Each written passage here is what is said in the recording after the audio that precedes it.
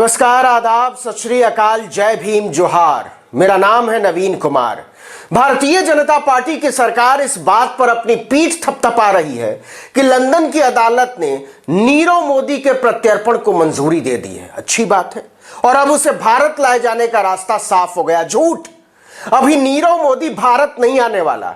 Television चैनलों ने इस पर मोदी सरकार की तारीफ में कालीन बिछा डाली कि क्या कमाल किया है, लेकिन यह नहीं पूछा कि वो भागा कैसे। और अकेले नहीं भागा, पूरे खानदान के साथ भागा। देश के ताकतवर नेताओं के रसूख के दम पर नीरव मोदी ने पंजाब नेशनल बैंक को 14,000 करोड़ का चूना लगाया और जब भेद खुलने लगा तो आराम से हवाई अड्डे पर टहलता हुआ फॉरेन टूर पर निकल गया। पहले खुद गया, फिर बीवी एमी मोदी चली गई, फिर मामा मेहुल चौक से चला गया। यह सारा कांड हुआ था साल 2018 के किसी मुबारक महीने की किसी शुभ घड़ी में। हंसिए मत, उसने एक दिन में हजारों करोड़ नहीं निकाले थे।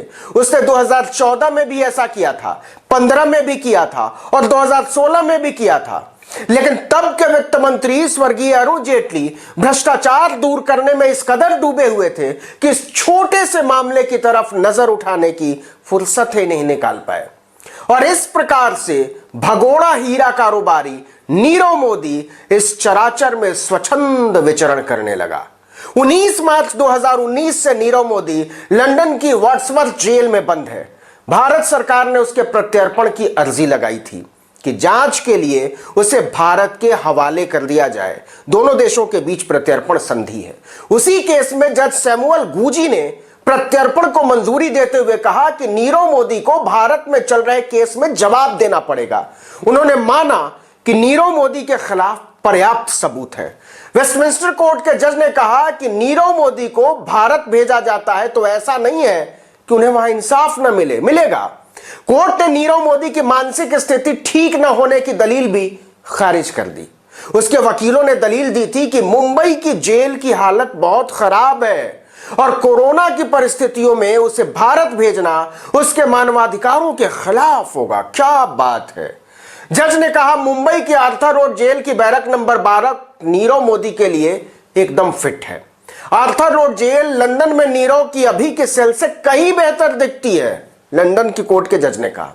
उन्होंने उम्मीद जताई कि भारत में भी उसे इंसाफ मिलेगा।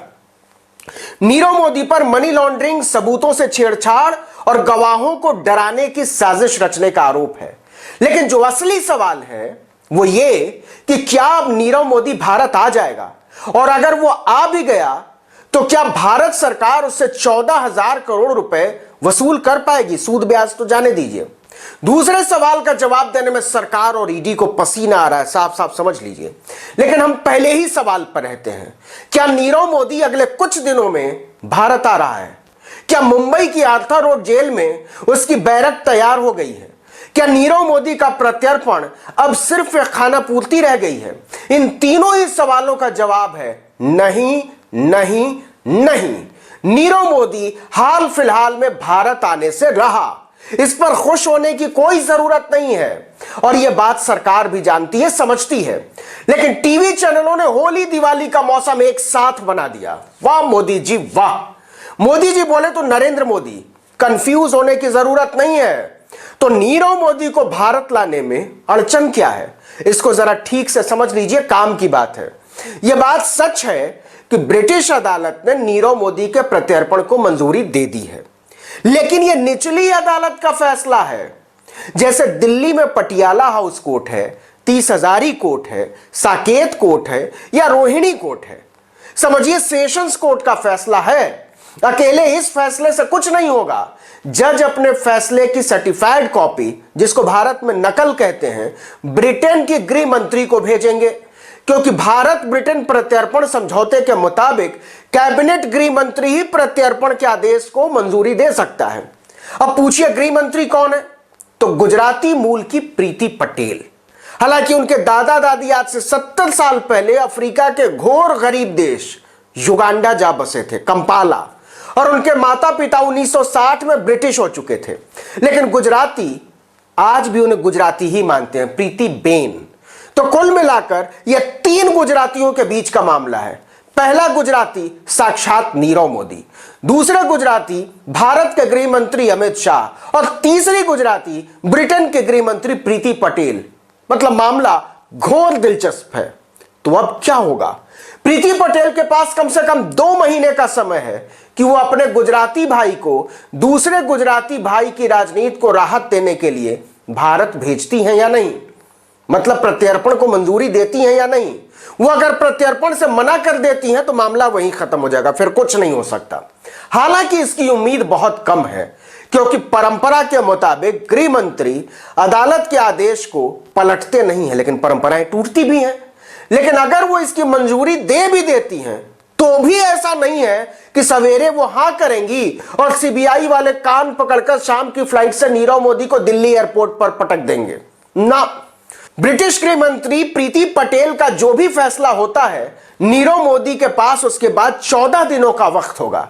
वह इन 14 दिनों में अपने प्रत्यर्पण के फैसले के खिलाफ हाईकोर्ट में अपील कर सकता है। अब यह हाईकोर्ट पर है कि वह नीरव मोदी की अपील को स्वीकार करता है या नहीं। हाईकोर्ट इसमें जितना चाहे समय ले सकता है, और अगर वो अपील को स्वीकार कर लेता है तो फिर इस पर नए सिरे से सुनवाई शुरू होगी। फिर तो मानकर चलिए कि साल भर कहीं नहीं गया। इसलिए ज्यादा खुश होने की जरूरत नहीं है। नीरव मोदी अभी भारत आने नहीं जा रहा है। टीवी वाले फालतू में माहौल बना रहे हैं। ऐसा लग रहा है जैसे कल ही नीरव मोदी 14,000 करोड़ का चेक काटकर पंजाब नेशनल बैंक में जमा कर देगा कि ले लो अपना रुपया, हमको नहीं चाहिए। टीवी वालों से और बीजेपी वालों से केवल इतना पूछ लीजिए कि नीरव मोदी के सारे फर्जीवाड़े के पीछे का मास्टरमाइंड मेहुल चौकसी कहां है। पूछिए कि नीरव मोदी के बिजनेस पार्टनर और बीवी एमी मोदी कहां है, उनका आप क्या करने वाले हैं, सांप सूंघ जाएगा। क्योंकि एमी मोदी तो भारत की नागरिक ही नहीं है, वो अमेरिकी नागरिक हैं और न्यूयॉर्क में अपने बच्चों के साथ मजे से जिंदगी बिता रही हैं। भारत के कानून के हाथ अभी इतने लंबे नहीं हैं कि एमी मोदी को छू भी सकें। तो ज्यादा इतराने का नहीं, इंतजार करने का। क्या समझे? इस वीडियो में इतना ही, लेकिन अगर आपने आर्टिकल 19 इंडिया को सब्सक्राइब नहीं किया तो कर लीजिए, बेल आइकॉन दबाइए, घंटी जैसी आकृति लाइक कीजिए और कमेंट करके बताइए कि हमारा वीडियो आपको कैसा लगा। शेयर कीजिए। हमारा फेसबुक पेज है आर्टिकल 19 इंडिया, उसको लाइक कीजिए, फॉलो कीजिए। वीडियो को तो लाइक कीजिए ही कीजिए, हमारे पेज पर जाकर भी लाइक बटन जरूर दबा दीजिएगा। नमस्कार।